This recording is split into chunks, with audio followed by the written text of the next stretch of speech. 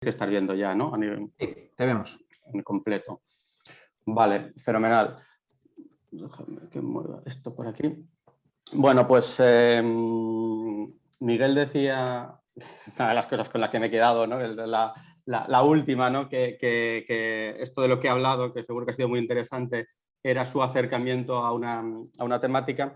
Y un poco lo que voy a hacer yo es un poco lo mismo. Es mi acercamiento a la temática o a la aplicación del System Thinking a lo que me ocupa profesionalmente, pues que es el ayudar a organizaciones de distinto tipo, pero sobre todo empresas pequeñas, a contribuir a un desarrollo sostenible, ¿no? A lo que hoy entendemos por desarrollo sostenible.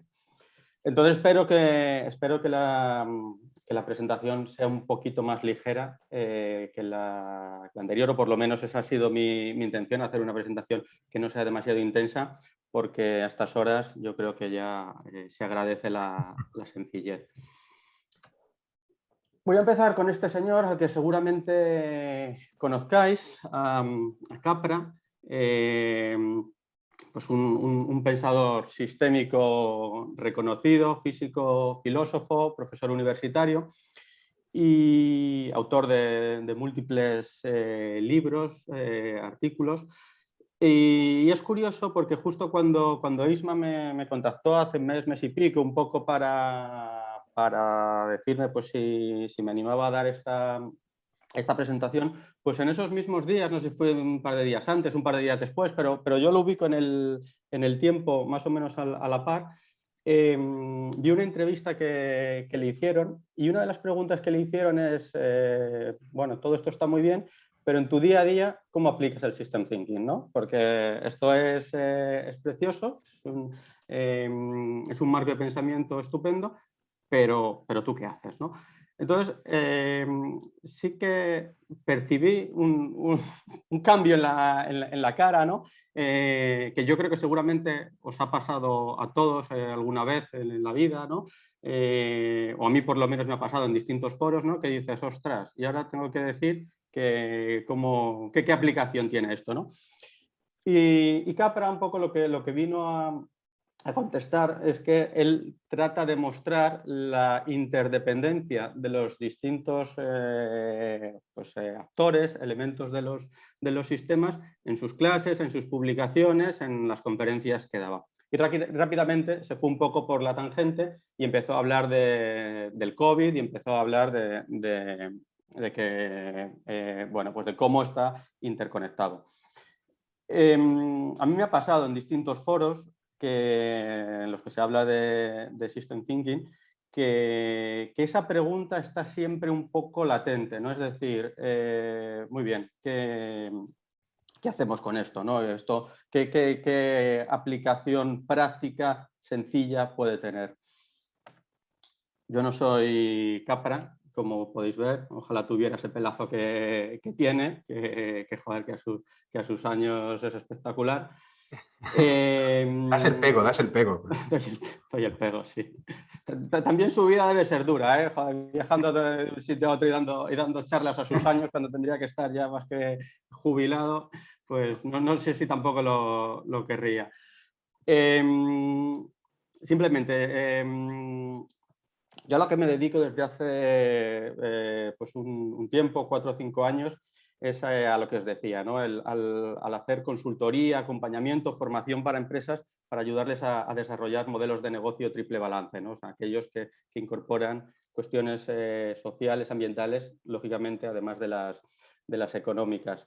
Eso por un lado. Y luego, por otro lado, también porque tengáis la foto completa, estoy relacionado con la Universidad de Vigo, doy alguna clase en su máster de desarrollo sostenible y luego también en los 2 últimos años he formado parte de un equipo de investigación en un proyecto europeo de economía circular. Y una de las cosas que me encuentro cuando trato de explicar qué es esto de la sostenibilidad, expresión mal utilizada, como luego veremos, o como luego, en mi opinión, vamos, pues lo primero que me encuentro es que no hay un entendimiento y no hay una claridad de lo que significa el concepto, ¿no? Con lo cual, lo primero que hay que hacer es tratar de que estemos todos en la misma forma de pensamiento. Esta es lo que tradicionalmente tenemos en la cabeza, o todas las personas que se han formado en el siglo pasado o a principios de este siglo, lo que tenemos en la cabeza y lo que entendemos por empresa, ¿no? Simplificando, pues tenemos unos proveedores que nos entregan una serie de suministros, una serie de insumos, una serie de recursos. Habitualmente tampoco nos interesa mucho qué hay detrás, de dónde viene de ahí, de algún sitio, llaman a nuestra puerta y aquí están. Nosotros transformamos a través de una serie de procesos,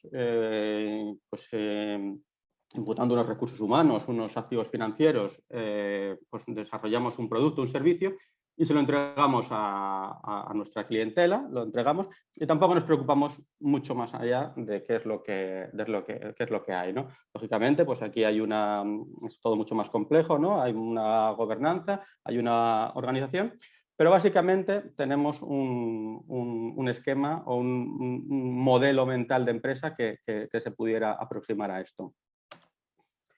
Claro, este modelo lo que nos separa absolutamente es lo que es el negocio, ¿no? Lo que es la actividad empresarial, de lo que es el área medioambiental y de lo que es el área social. Hace 50 años, pues, bueno, pues esto en ese momento, en la cultura empresarial del momento, pues era lo que había.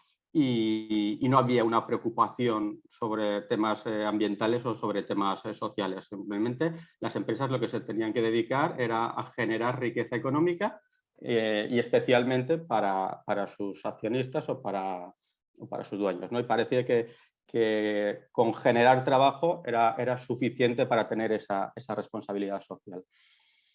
Esto fue evolucionando y con la entrada en vigor, pues, de cierta legislación, con ciertos cambios sociales, y entonces se empezaron a acercar estas áreas, ¿no?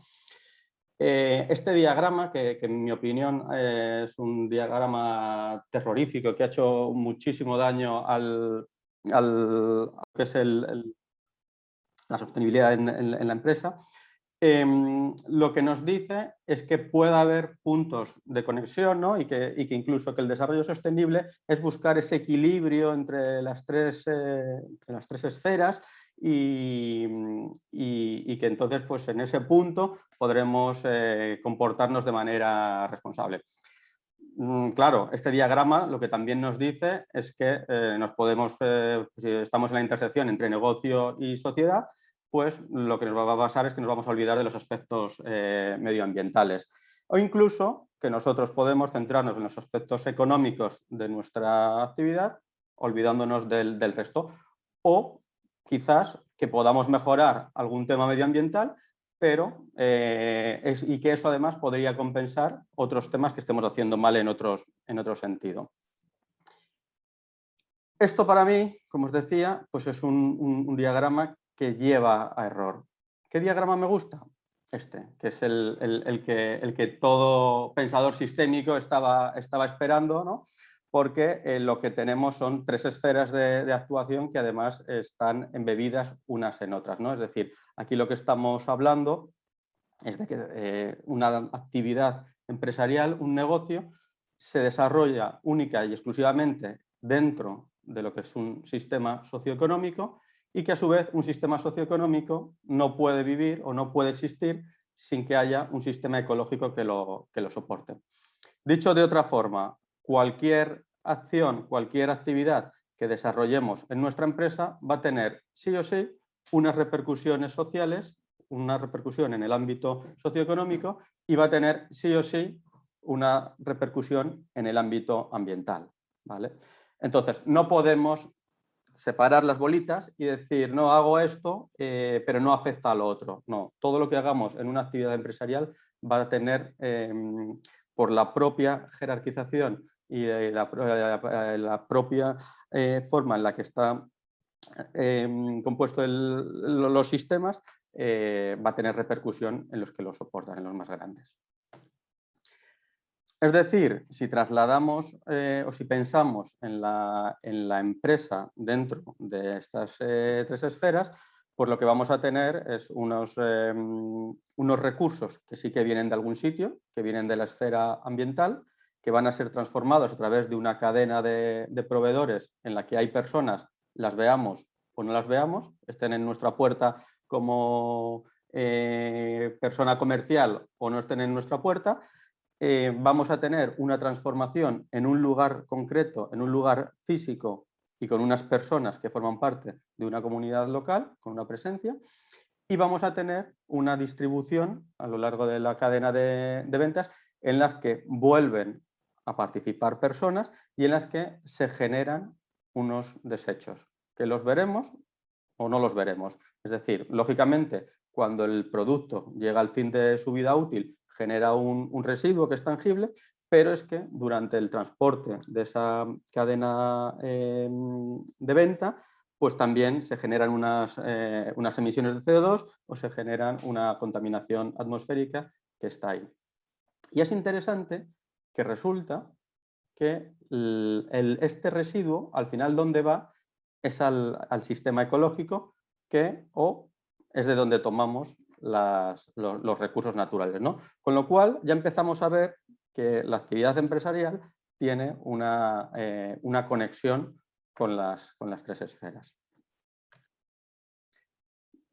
Quien haya estudiado algo de empresariales o haya desarrollado algo de estrategia empresarial, seguro que conoce las 5 fuerzas de Porter, en las que se circunscriben al ámbito económico, que está muy bien, pero hoy en día, siglo XXI, tenemos que ser capaces de ampliar esta mirada y tener en cuenta que también hay unas presiones ecológicas, unas presiones medioambientales, hay unas expectativas de la sociedad que van a actuar sobre también nuestra organización y que lógicamente hay unas disrupciones tecnológicas que además son cada vez exponenciales, ¿no? Es decir, pasamos de este modelo mental de empresa, que es el clásico, a un modelo mucho más complejo o un poco más complejo en el que tenemos pues 2 capas más, 2 esferas más, en el que está la sociedad y en la que está el medio ambiente. Y lógicamente en el que aparecen actores nuevos con relaciones nuevas en la empresa. ¿Por qué os decía antes que a mí no me gusta el tema de hablar de la sostenibilidad de la empresa? Bueno, pues lo primero porque, y esto también bebe un poco de alguna lectura de Capra, una empresa no es sostenible en sí misma, es decir, o por lo menos no lo utilizamos bien, una empresa es sostenible cuando perdura en el tiempo, ¿no? Pero utilizamos mal el concepto. Una empresa lo que puede hacer es contribuir o no a la sostenibilidad del sistema socioeconómico al que pertenece y al sistema ecológico del que forma parte, ¿no? Lo que veíamos antes y las 3 esferas. Claro, esto siempre con una salvedad. Y es que tenemos una visión absolutamente antropocéntrica, ¿no? En el que nos pensamos que todo lo que hagamos está en el centro y es lo que hay que hacer. Nosotros podemos definir lo que entendemos que es un sistema socioeconómico, una sociedad más inclusiva, más justa, más sostenible, más respetuosa con el entorno, y podemos hacer que nuestras empresas o las organizaciones contribuyan a eso que consideramos, pero no podemos perder de vista que estamos ante sistemas complejos y vivos, ¿no? En el que el resultado, pues en realidad emerge de las relaciones y de las dinámicas que se dan entre los elementos. Yo creo que aquí se ha comentado algún día, si no se ha comentado aquí, vamos, lo conocéis de sobra como pensadores sistémicos, ¿no? Las soluciones de hoy son los problemas de mañana. Entonces, a lo mejor ahora pensamos que lo que estamos haciendo contribuye a que consigamos la sostenibilidad del sistema ecológico en el que vivimos y del planeta en el que vivimos, y resulta que las soluciones que estamos tomando pues no van en esa línea, ¿no? Con lo cual, esto nos pone ya en una primera aproximación, o por lo menos a mí me pone en una primera aproximación para dar un marco conceptual, ¿no? Cuando doy formaciones o cuando simplemente pues, trabajo con clientes y quieren desarrollar alguna estrategia empresarial en esta línea, ¿no? Esto, hasta aquí, lo cuento muchas veces y habitualmente es fácilmente comprensible. Es decir, todo el mundo dice, o la gente cuando se lo cuenta dice, ostras, sí, lo entiendo, tiene sentido, encajan las piezas, ¿no? Pero lo que también me encuentro es que es difícilmente trasladable a la acción. Y volvemos a lo anterior, tenemos unos modelos, o estamos programados con unos modelos mentales en los que nos cuesta manejarnos en la complejidad. Yo creo que ahí también hay un tema propio del ser humano, en el que bueno, pues no tenemos esa capacidad para gestionar a partir de ciertos niveles de complejidad. Tenemos interiorizado, ¿no? Todavía los mantras taylorianos, ¿no? En los que la eficiencia se alcanza descomponiendo y estandarizando y hace falta la hiperespecialización, ¿no? Entonces, en todos nuestros, nuestros sistemas productivos, educativos, vamos en esa línea, ¿no? En la de estandarizar y descomponer. Estamos acostumbrados a resolver los efectos, pero nos cuesta mucho ir a las causas.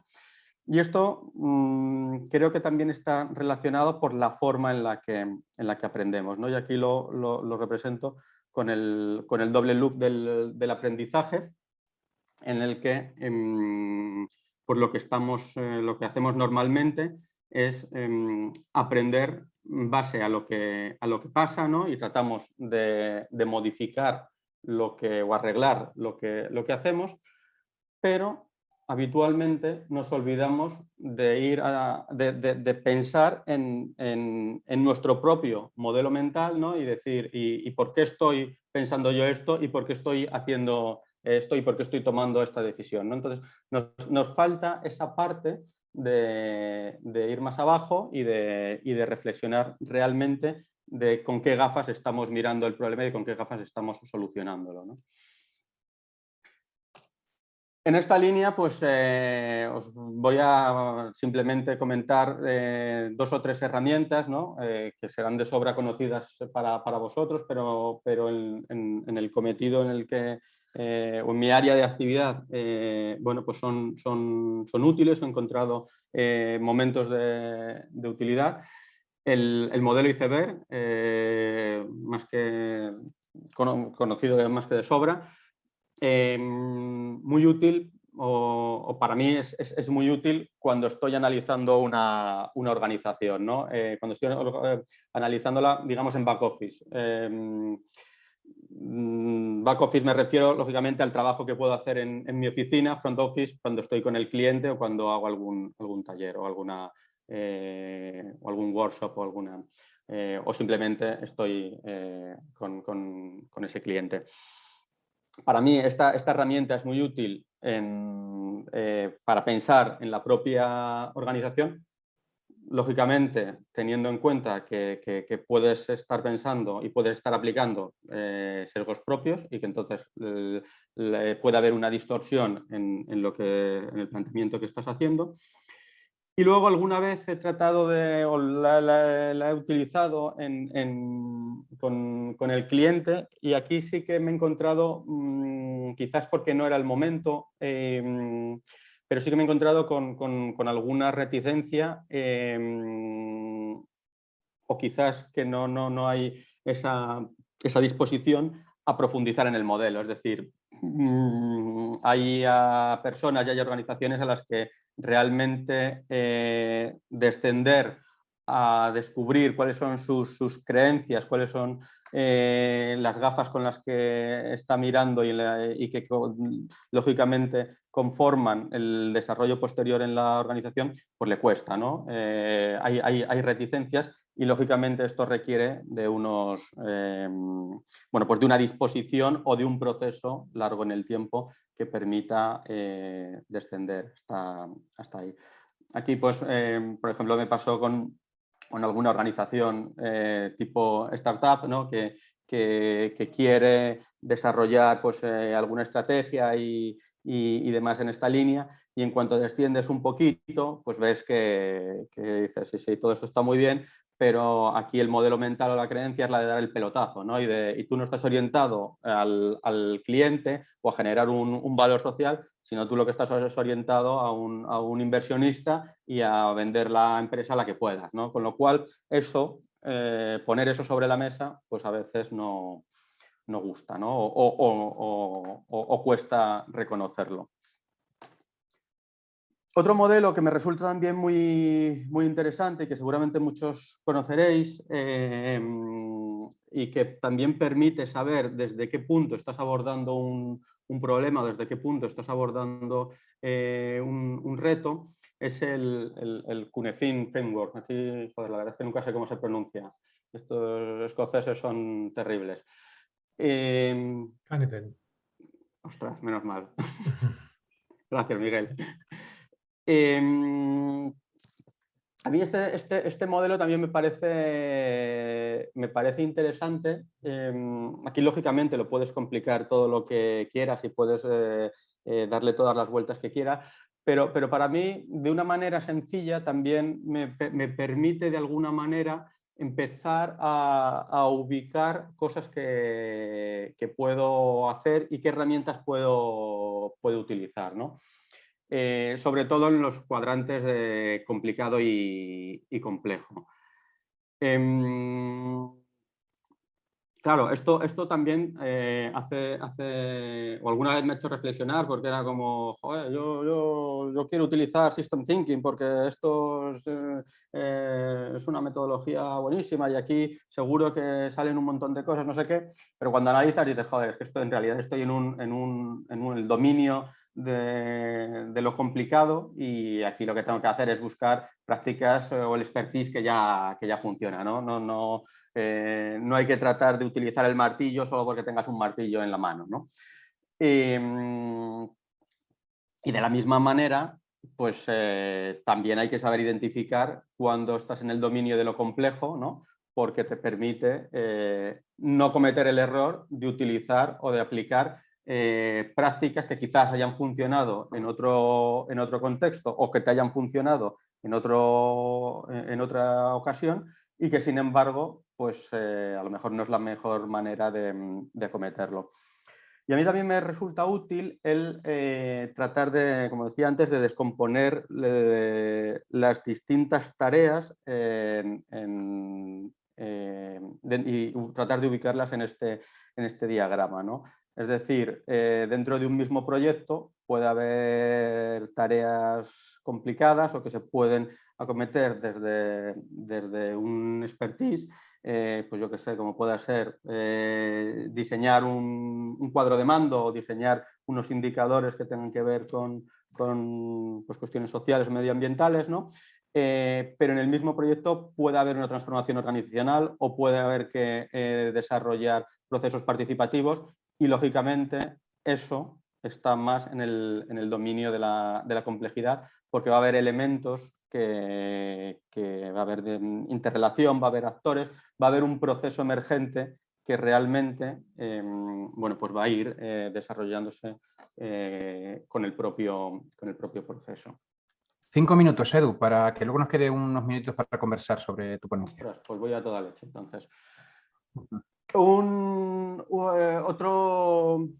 Otra herramienta que me gusta mucho y que para mí es un básico, ¿no? Todos los mapas que tienen que ver con actores o con grupos de interés. Para mí son imprescindibles cuando trabajamos la mal llamada sostenibilidad de la empresa. Son muy útiles porque no son demasiado complejos de implementar. Para mí es muy interesante hacerlos con el propio cliente, incluso en algún taller, porque realmente a ellos les permite ubicar su cadena de valor, como veíamos antes en los diagramas del inicio. No profundizas demasiado, pero sí que aportan conciencia y sobre todo no estás modificando el sistema, que es uno de los grandes, para mí, uno de las grandes barreras a la hora de los procesos participativos, ¿no? Y las grandes barreras que tienen las organizaciones cuando dices, ostras, y no estaremos aquí removiendo demasiado con esto que estamos haciendo. Y me resulta también muy útil porque ayuda a establecer los límites del sistema, ¿no? Esa es una de las grandes dificultades, ¿no? Muchas veces cuando empiezas un proyecto, cuando quieres diseñar una estrategia de una empresa, decir, ostras, ¿y cuáles son mis límites, ¿no? ¿Y cómo puedo poner los límites? Y estas herramientas, estos mapas, suelen ayudar bastante, ¿no? Permiten además configurarlos de formas diferentes, puedes pues ponerlo en cercanía, en lejanía al propio reto, la cadena de valor, bueno, puedes hacerlos dinámicos, pueden dar bastante juego. Luego tenemos los diagramas causales, que tenemos aquí a los pantaleones, que son especialistas y que lógicamente pues, son también interesantes. Aquí yo sí que lo acoto, ¿no? Y creo que la forma de utilizarlo tiene que ser en el dominio de lo complejo y tiene que haber participación multiactor. Creo que el éxito de este tipo de diagramas viene sobre todo porque haya distintos puntos de vista que minimicen el sesgo. También se pueden utilizar herramientas de escucha del sistema, distintas metodologías, pero al final lo que hay que conseguir es tener inputs diversos de distintas partes del sistema. Escuchar a los extremos, ¿no? Aquí pues, he encontrado, y seguro que Ismael y Miguel pueden dar muchas más muestras posteriormente, reticencias cuando se aplican en organizaciones, cuando se aplica internamente y también cuando se trata de invitar a los grupos de interés que puedan definir un poco o dar la visión de la cadena de valor y de la empresa.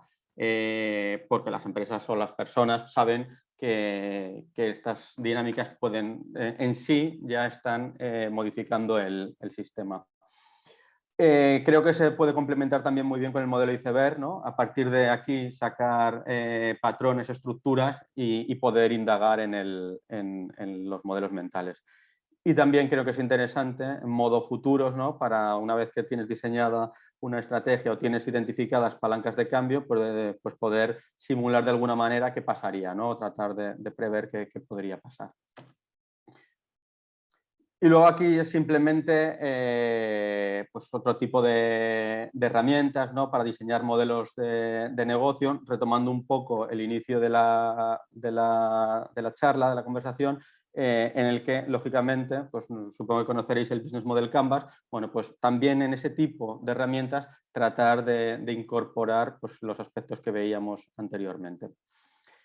Y ya por terminar, lógicamente, pues hay otro tipo de herramientas, tampoco me voy a entretener mucho, que también ayudan a dar una visión del contexto, del sistema, herramientas tipo Pestel, análisis de macrotendencias, radares de futuros o incluso para visualizar la evolución de los sistemas en el tiempo, los elementos del sistema en el tiempo, pues los 3 horizontes de Bill Sharpe.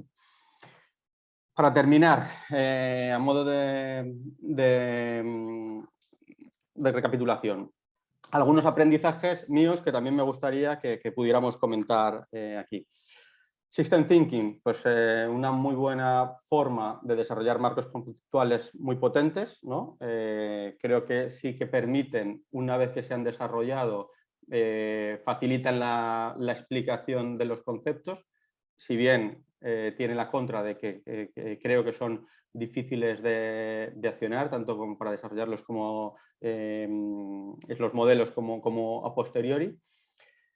La importancia de entender desde dónde lo estamos trabajando, desde dónde lo estamos mirando, el dominio de aplicación, es decir, que tengamos claro que lo estamos aplicando cuando corresponde en el dominio complejo. La muestra participativa creo que importa por la calidad para minimizar el sesgo y que tiene que haber esa representación diversa, que cuando lo utilicemos en tercera persona, no en modo back office, seamos conscientes porque puede tener limitación de resultados y por muchas veces intentamos también utilizar sombreros diversos, ¿no? y representar papeles, pero lógicamente esto tiene un recorrido limitado.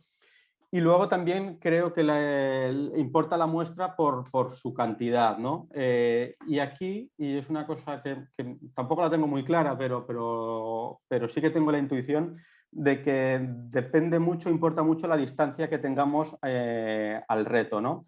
Es decir, todo lo que son wicked problems, yo qué sé, cambio climático, algún tema social,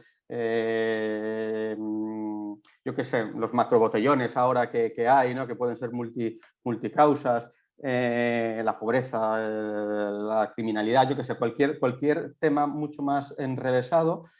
Creo que la muestra realmente no hay tanta diferencia entre si son 10 personas o 20 personas o 100 personas, porque estamos a una distancia del reto que hace que realmente no modifique nuestro día a día y no modifique la organización a la que pertenecemos.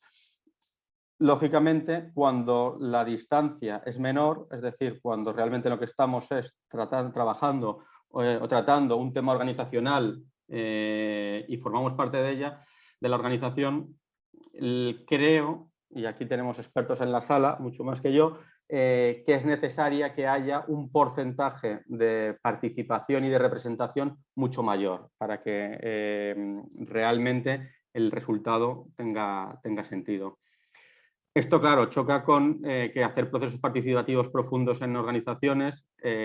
Mi experiencia es que es un tema delicado porque requiere procesos largos, requiere una disposición a realmente llevarlo a cabo, requiere sumergirte en tus propios modelos mentales y no todas las personas ni las organizaciones están dispuestas a ello.